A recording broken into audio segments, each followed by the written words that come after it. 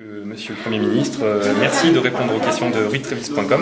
Alors avant d'aborder un peu le thème de votre conférence qui était consacré un peu aux relations internationales, simplement un petit débriefing, comment ça s'est passé? Vous avez eu droit à un poème personnalisé, un peu la surprise. C'est très touchant, ce qui montre que les étudiants gardent leur fraîcheur, leur imagination et leur créativité, donc ça fait toujours plaisir.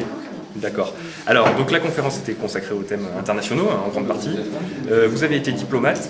Est-ce que, comme bon nombre d'observateurs, vous jugez que les félicitations adressées à M. Poutine par Nicolas Sarkozy étaient déplacées, ou comment vous qualifiez? Je crois qu'il faut distinguer deux choses. Il y a la relation d'État à État qui doivent être marquées par l'exigence d'avancer les relations entre deux pays. Nous avons beaucoup de sujets d'intérêt commun. C'est vrai sur le plan économique, c'est vrai sur le plan diplomatique, puisque la Russie est un des grands partenaires de la communauté internationale et donc de la France, qu'il s'agisse du Kosovo ou de l'Iran. Il faut distinguer cela de nos convictions et de nos principes démocratiques. Je crois qu'il faut en toutes circonstances savoir rester fidèle, et c'est possible, rester fidèle à ces principes, et donc constamment rappeler ce qui est important pour nous. C'est vrai des droits de l'homme, c'est vrai des libertés individuelles, qui aujourd'hui ne sont pas toujours suffisamment respectées en Russie. D'accord. Concernant peut-être maintenant la politique nationale, on vous a vu à plusieurs reprises, non pas critiques, mais un petit peu tatillon sur certaines mesures du gouvernement actuel, mais il doit bien y en avoir aussi que vous applaudissez des deux mains. Quelles sont celles qui trouvent votre faveur? J'ai soutenu l'action du gouvernement et encouragé le gouvernement sur l'ensemble des réformes qui me paraissaient essentielles pour notre pays. C'est vrai pour la réforme des régimes spéciaux, c'est vrai pour ce qui concerne l'université.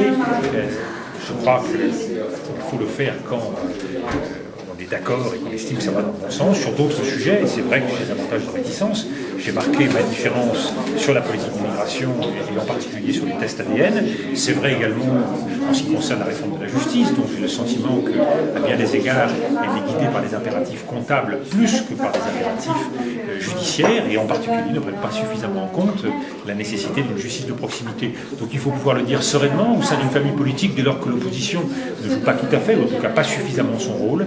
Il faut pouvoir le dire clairement, sans embâge. Ça fait partie de la modernité politique. Quand Nicolas Sarkozy était membre de mon gouvernement, il a toujours revendiqué une liberté de ton, une liberté de parole pour notre famille politique, pour l'UMP. Je crois qu'on avance à travers des critiques, dès lors que ces critiques sont mesurées et constructives. Alors justement, vous avez une liberté de ton, vous êtes situé plutôt au centre droit de l'échiquier politique, vous êtes volontiers héritier du gaullisme, comme on le dit souvent. Alors concrètement, avec toutes ces caractéristiques, qu'est-ce qui vous sépare aujourd'hui de François Bayrou? Vous savez, l'échiquier politique français est profondément bouleversé par l'élection présidentielle, et c'est bien normal. Chaque élection modifie la donne. La politique d'ouverture mise en place par le président de la République, qui est aujourd'hui davantage une politique en direction de quelques individualités qu'une véritable politique d'ouverture politique, cette politique d'ouverture modifie aussi la donne. Donc je crois qu'il est sans doute trop tôt pour connaître la future reconfiguration du jeu politique. On voit bien que le Parti socialiste se cherche. Quel sera le nouveau Parti socialiste? Quelles seront les alliances au sein de la gauche? François Bayrou lui-même cherche sa position sur l'échiquier, au centre. Je crois qu'il y a beaucoup de possibilités. Et quand tout est à cause, la clé, ce sera la réussite ou au contraire les difficultés que rencontreront le gouvernement. C'est à partir de là que le jeu politique évoluera. Donc il n'y a pas d'urgence à se positionner ou à se placer sur l'échiquier politique. Ce qu'il faut, c'est tout faire pour que la politique du gouvernement puisse marcher sur les réformes, parce qu'il s'agit de l'avenir de notre pays. Je crois que à la fois François Fillon et Nicolas Sarkozy ont en main beaucoup d'atouts pour réussir ces réformes. J'attends et je souhaite de tout mon cœur que nous puissions avoir des résultats rapides. Pour moi, la politique, c'est cela, c'est l'action et le résultat. C'est à partir des résultats que je veux l'établir. D'accord. Alors encore deux questions, si vous avez le temps. On a vu récemment les mouvements étudiants contre la loi LRU.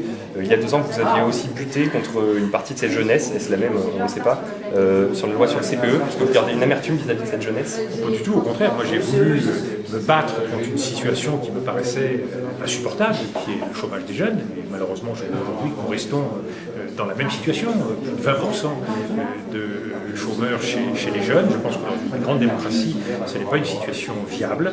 Donc, j'ai voulu me battre contre cela. J'ai voulu le faire en adaptant notre pays à ce que je crois l'impératif de modernisation et de mondialisation, que ceux qui rencontrent le plus plus de difficultés puissent être accompagnés sur le marché du travail, que l'on puisse prévoir un contrat spécifique pour eux me paraissait une des solutions possibles.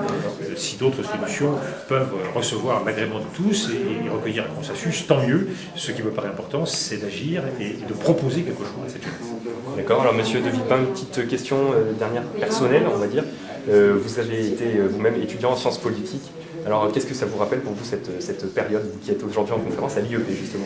Écoutez, beaucoup de bons souvenirs, parce que l'un des privilèges de l'étudiant en sciences politiques, c'est qu'il est raccordé au monde et qu'il est en permanence en tête-à-tête avec les problèmes du monde. C'est-à-dire qu'il n'est pas enfermé sur un territoire, sur une spécificité technique. Donc il y a vraiment une matière d'une richesse exceptionnelle, et puis à la rencontre de tous les autres. Moi, je me rappelle, terminant Sciences Po, être parti, c'était à la fin de la guerre du Vietnam, parti pour l'Asie et avoir voyagé dans toute cette Asie qui était meurtrie par ce conflit à l'époque. Je crois qu'il faut savoir marier à la fois des études passionnantes et en même temps une expérience de terrain. Ne jamais perdre de vue ce qu'est la réalité du monde. Ce monde bouge, ce monde change, ce monde bouillonne, et il faut en connaître les acteurs, il faut en connaître les hommes, il faut connaître leur cœur.